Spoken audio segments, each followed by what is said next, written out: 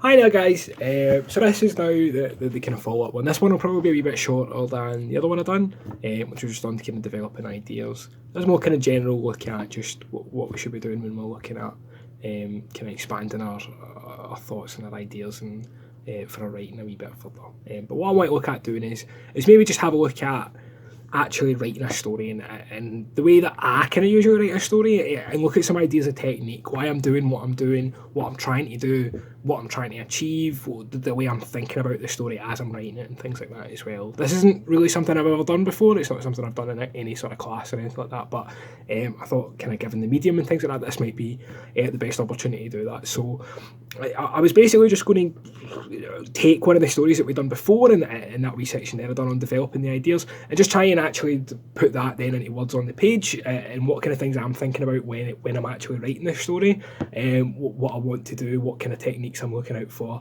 and all of that kind of stuff, and just going through kind of what my thought process is, and hopefully that's then applicable for yourself. So the idea I was kind of gravitating towards the most to expand on was the everybody wakes up with a hat story, and Gary wearing a hat. Okay, so starting off, I quite like my titles, but I don't always necessarily start with the title first of all. Maybe I'll have a placeholder title, and then as I'm writing the story and maybe something jumps out at me, then maybe I'll change it later down the line to whatever I think's better. So right now we'll call it Magic Gary.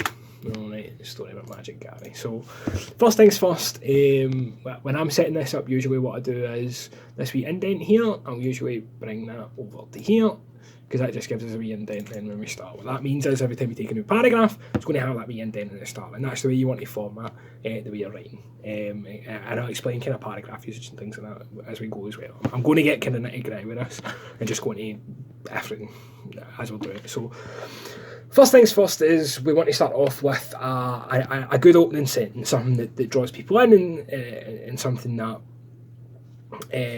that just immediately starts us off. So I probably want to start off with just the main event happening, which is that everybody wakes up with a hat. Now maybe I want to say that it was like a normal day. That's what I'm thinking, is that this is a really weird event. So maybe I want to start off with something like it was an ordinary. So let's start the way I'm thinking. It was an ordinary Saturday morning.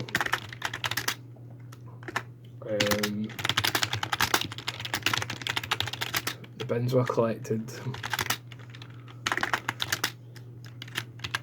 at 7.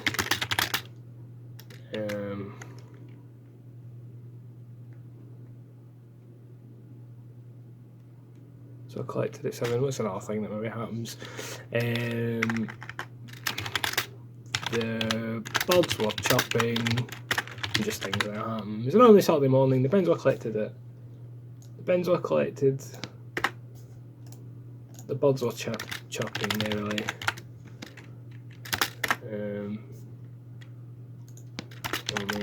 I'll maybe mention what date it was to get specific. On the 12th of January. It was an ordinary Saturday morning on the 12th of January. The bins were collected, we'll say, on time. The birds were chirping merrily.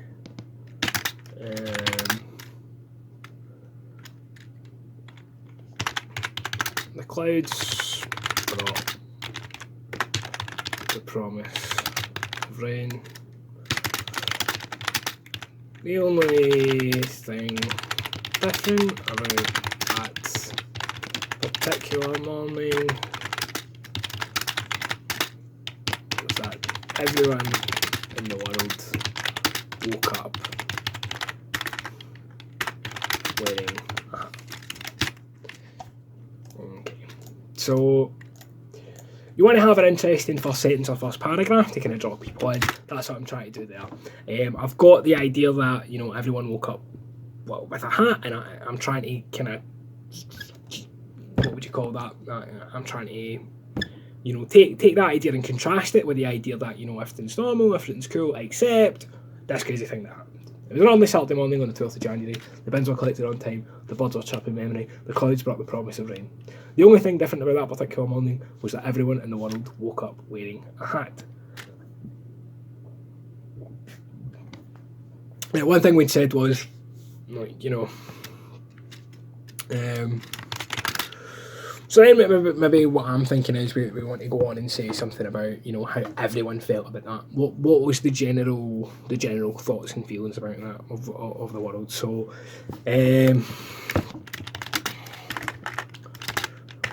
so maybe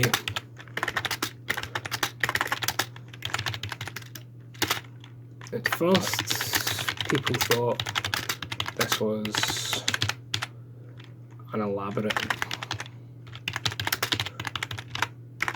practical joke by some crazy happenstance.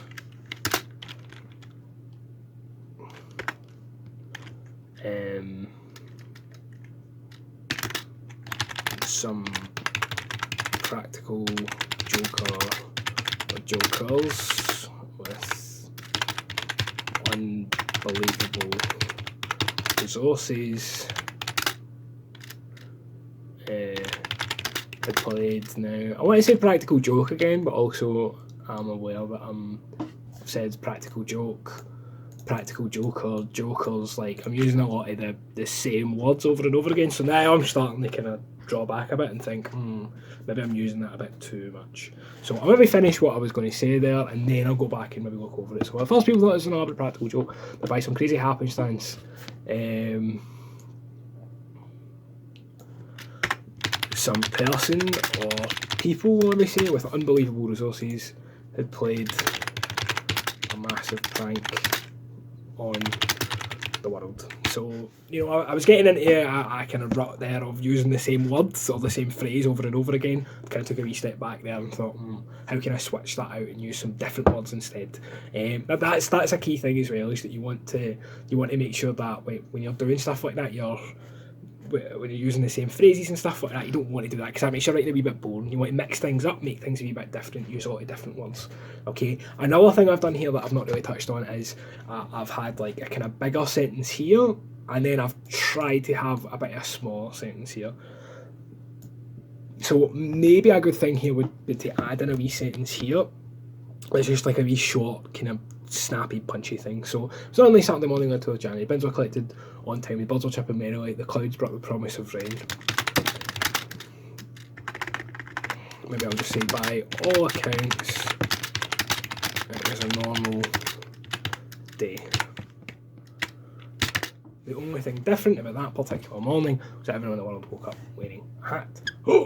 Right, so that's another thing as well. If you've got long sentences, you usually want to follow them maybe with a short sentence, and vice versa. You want to kind of mix up your sentence length, because that makes things, it gives it a wee bit of rhythm, and it also means that that it kind of, like, it's not as boring. If you've just got lots of long going on sentences, and that gets boring very quickly, sometimes it's good to kind of mix it up a wee bit. So it was only Saturday morning on the 12th of January. Bins were collected on time. The birds were chirping merrily. The clouds brought the promise of rain. By all accounts, it was a normal day. The only thing different about that particular morning was everyone in the world woke up wearing a hat.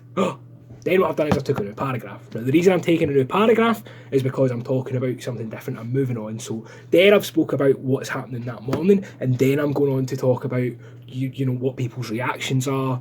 I'm moving on with the story a wee bit. So I take a new paragraph for that, because that's me indicating that, you know, the subject matter's moved on a wee bit. It's changed a wee bit. It's some difference happening. So at first people thought this was an elaborate practical joke, wee bit of small sense, that by some crazy happenstance, some person or people with unbelievable resources, some person or people with unbelievable resources had played a massive prank on the world. Alright, so then again, smaller sentence followed up by a longer sentence getting into the rhythm. Then I'll maybe say something like,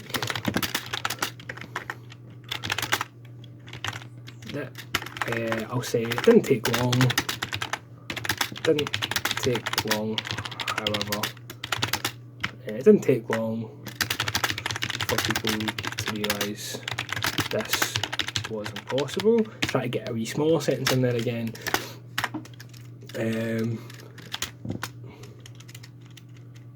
This was impossible. Maybe another smaller sentence. There was something far more sinister at play. Okay, so now I've explained a wee bit about how the world's feeling. I'm taking a new paragraph. I'm going to talk about something else. Now I feel like maybe I'll then zoom in on Gary and we'll talk more about what Gary is. So another thing I've done here as well is I've started, you know, from the perspective of the world, and we're kind of zooming in bit until we get to our actual character itself. Okay, one thing I want to say as well, I was talking about the sentences and the sentence length there. Don't feel like every short sentence needs to have a long sentence after it, or every long sentence needs to have a short sentence after it. You know, it's the way that it sounds. A thing that I've been doing quite a bit there in this video is like rereading out loud what I've just written, and the reason that I do that is because it allows me to hear how it sounds and hear the rhythm of it as well. I think that's really important for writing, because it's not just about, you know, what you've got written down. It's when people read it in their minds, there needs to be a certain it needs to flow, it needs to sound nice to the ear when you're saying it. You know, if you can read it and it sounds good, then it's going to sound good to people when and that's a very, you know, that's something that you're probably sitting there thinking, well, how do I know if it sounds good? Is there a way of, you know, measuring that? It's really like it's a hard thing to do. It's like music, you know. How do you know if music sounds good? Well, it kind of does. There's no, you know, you can't get a musicometer out, like a measuring device that measures how good the music is. You just kind of know from the way that it sounds and things like that. And this might not be the best rhythmically, it might not be the worst, but you know, that's just something that you need to figure out for yourself, and it's all trial and error. The more that you do it and the more you practice and things like that as well, the easier you'll find it. So let's reread that again just now that I've said that, and let's see how we think it sounds, if we think it sounds good or if it's got a bit of rhythm to it. So it was an ordinary Saturday morning on the 12th of January. The bins were collected on time, the birds were chirping merrily, the clouds brought the promise of rain. So maybe a good thing to do there would be put a wee full stop there, and that's something that I do a lot as well. You mess about with the punctuation, because that changes the rhythm of it a wee bit. It was an ordinary Saturday morning on the 12th of January. Big pause. The bins were collected on time, the birds were chirping merrily, the clouds brought the promise of rain. By all accounts, it was a normal day. The only thing different about that particular morning was that everyone in the world woke up wearing a hat. Well, see, got a wee bit of rhythm to it, and I think that's what you can do as well, is play about with commas. I put a wee comma in there. The only thing different about that particular morning pause was that everyone in the world woke up wearing a hat. So your commas and your full stops and things like that, that's going to change the rhythm of the sentence, and that's one of the big important things as well, is the rhythm of what you're saying. Not only Saturday morning, 12th of January, bins were collected on time, birds were chirping merrily, the clouds brought the promise of rain. By all accounts, it was a normal day. The only thing different about that particular morning was that everyone in the world woke up wearing a hat. Right, so it's got that rhythm's always going to be the same no matter who reads it, because of the punctuation that I've used. I'm giving it that particular rhythm. At first, people thought this was an elaborate practical joke, that by some crazy happenstance, some person or people with unbelievable resources had played a massive prank on the world. It didn't take long for people to realise this was impossible. There was something far more sinister at play. Right, so trying to add a wee bit of rhythm in there, and then maybe I would go on to say something about Gary. Gary Osman, we'll just give him a random last name, was a 47-year-old magician who liked nothing more than performing his art. For him, this seemingly harmless global event was devastating. Dun, dun, dun. Maybe I can go and say more about how it affected Gary, and that leads me into then Gary's particular story, and then kind of how that affects him and things like that as well.